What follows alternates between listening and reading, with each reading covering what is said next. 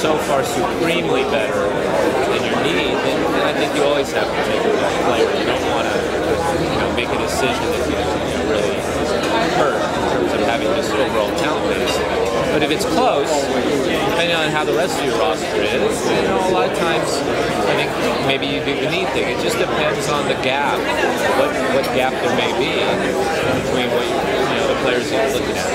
And a lot of people are thinking this is one of the weaker drafts we've had in a little while. What are your thoughts on this year's draft? What the strengths might be, if any? I think time will tell. I think that it's always in vogue to say those sorts of things, a month before the draft. But I think that people will be able to, with most of these things, it takes 5 to 7 years.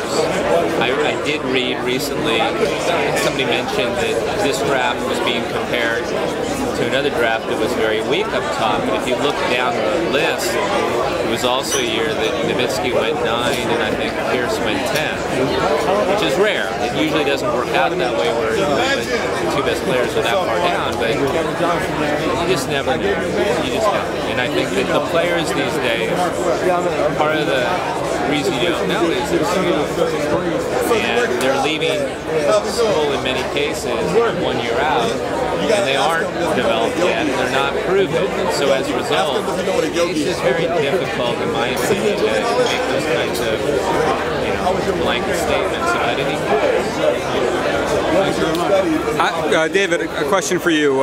How much would holding the rights to a guy like Ricky Rubio, how much could that influence the player that you guys pick? If you're in the position to draft Kyrie Irving as the best player there, would you shy away potentially because of holding Ricky's rights and not wanting to offend him?